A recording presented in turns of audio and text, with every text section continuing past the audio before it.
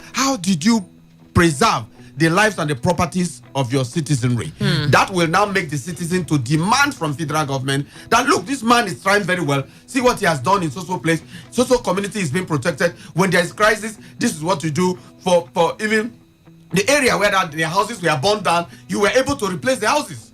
Some communities, they have a rival court issues, and maybe houses are burnt. At the end of the day, it remained permanently. Nobody will think about that again. That is forever gone. So how come you want to ask for another money again? So let us be very serious. Why citizens will not be aloof? Thank God a lot of people now begin to give suggestions. So I stand on the fact and on the premises of those who said anybody who needs equity must come with clean hands. Yeah, if you need money, you give us the balance of last time and then we give you more money. We give us the balance for last time. You know, you did mention something though that catches my attention, or just reminded me of something when you said they already received funds for security on the security vote, and we really have no idea how that is expended because it captures a lot of areas since 1999. So if there's, but then they said what is going on now is there is a security crisis. So it's rather different from security vote. The security vote. The security vote perhaps to maintain some level of security. And that's why they were able to help with the police and other places where they had provided funding or equipment to this organization. So in this case, there's a crisis now and we need extra money. This is where the governors are coming from. Yes, that is why I said, for very instance, if you have expended some billions of naira on the security vote, bring it out to the public, make a stakeholders meeting, make a stakeholders forum, select people, journalists, media people, security, and other clergymen, and say the security vote was 10 billion. 10 billion, this is what I spent. I use amount of X, Y, Z. At least be open about it. Yeah, be open, even though you won't give to the last kobo, be open to at least to the last, close to the last penny. Let's move on. Diri urges oil firms to relocate headquarters to Bayelsa. Diri urges oil firms to relocate headquarters to Bayelsa. Governor Doye Diri of Bayelsa State has called on oil companies benefiting from its resources to relocate their headquarters to the state. The governor, who allayed fears of insecurity, which had been the narrative of oil companies, promised that his administration will ensure round-the-clock security of assets beneficial to the national and state economy. He made the call yesterday when he received the Executive Secretary of Nigerian Content Development and Monitoring Board, NCDMB, Simbi Wabote, and his board members on a courtesy visit to his office in Government House, Yenagoa. During a statement made by his acting Chief Press Secretary, Mr. Daniel Alabra, quoted the governor saying that with the completion of the NCDMB 17-story building and siting of other major ongoing projects by the board, the state was ready to take over the oil and gas industry. His words, let me restate our earlier call for oil companies to please come back to the Niger Delta and site their headquarters here, particularly in Bayelsa. We are set by virtue of what the NCDMB is doing and what the state government is doing and will continue to do. Let me invite you to expand your offices in Bayelsa. So he says, look, if you're benefiting from Bayelsa, bring your headquarters here. Emmanuel, let me start with you on that. Yeah, it's a good comment, at least on surface. But I want to know how deep that good comment can be inside. Because if you check, you will see that his comment is coming as a governor.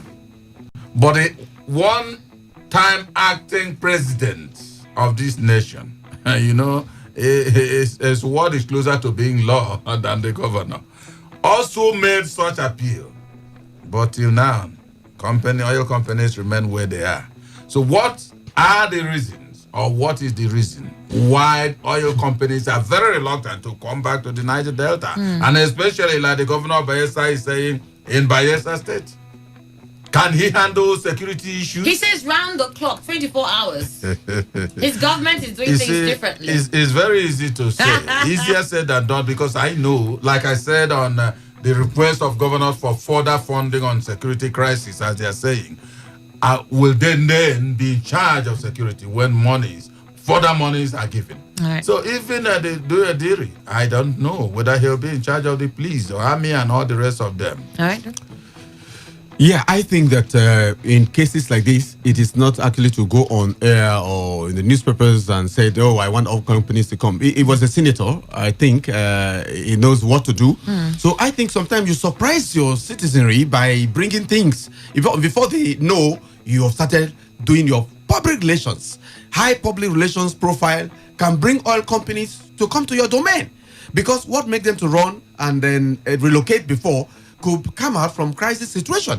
So now, the public relation now you're doing is that, look, they will now look at you and screen your state and say, oh, we can come back. But that's what he's saying. He's saying, look, there's already huge projects going on in Bielsa. No, it's not. Federal government is doing No, things. No. We're expanding. This is a new Bielsa. So all the oil companies who are benefiting from Bielsa or deriving their crude from Bielsa, it's about time you brought. Yeah, let me help him a bit here. Help him. Yeah, He needs your help.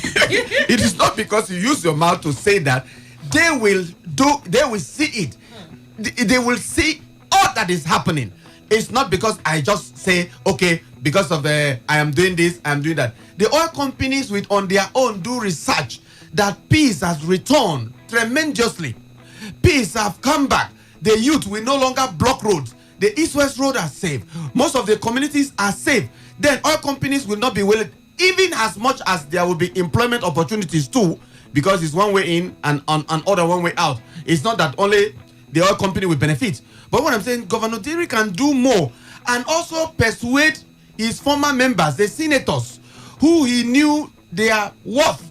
Then he can persuade them on some local laws, on some national laws, that look, let us begin to right some of these wrongs.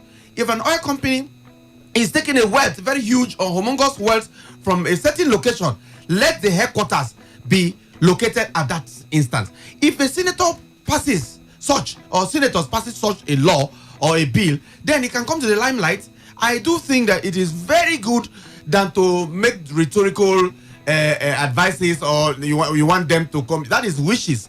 You are more than that. There's a governor, and for instance, a governor that is there, we are having a lot of expectation from him.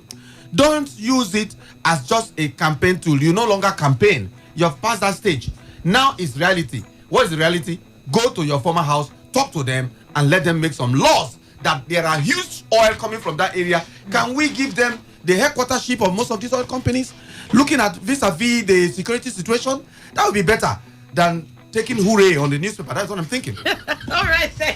He says he's taking hooray from the newspaper. Remember, it was his chief press secretary that was making the statement, really. It's on his behalf anyway. I agree, it's on his behalf, but you had a firm, was it NDCMB, that was visiting? So there must have been some official statement there. All right, let's move on to another story, though. This here says EFCC probe. Magu kicks against secret trial, fair hearing denial by panel.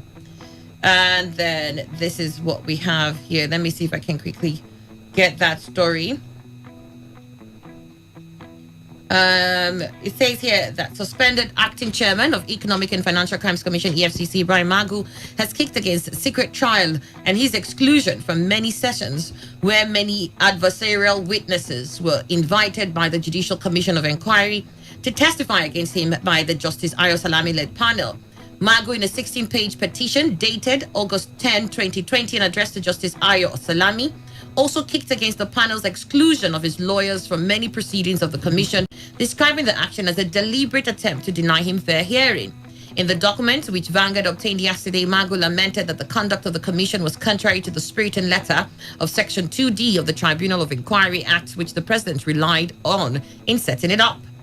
The letter, which was signed by his lawyers, Wahab Shitu, noted that contrary to the act establishing the judiciary panel, it had since inception on July 3rd, 2020, been consistently conducting its proceedings in private, adding that most of the witnesses were examined without the presence of Magu, who is actually the subject matter of the inquiry. He noted that when recently Magu was allowed a limited access to the proceedings, which is cancelled, he was not allowed to cross-examine the witnesses the panel had called to testify against him.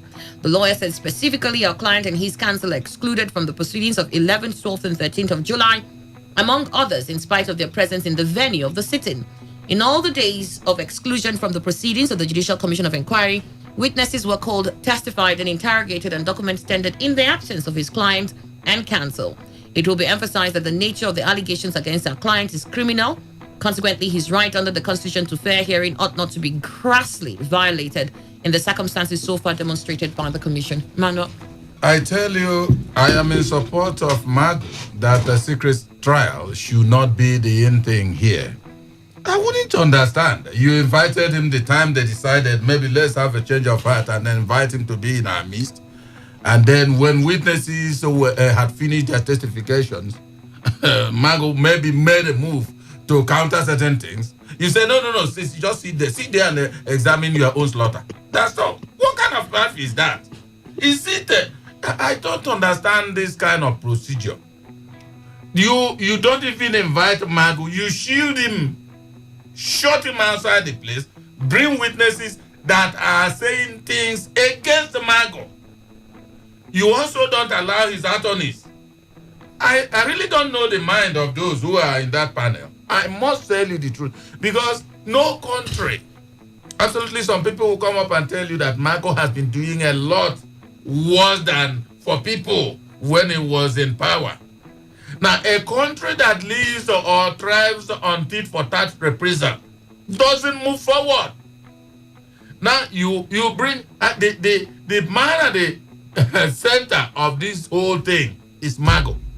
You shut him out, you shut out his lawyers, and you are talking whatever you are talking secretly.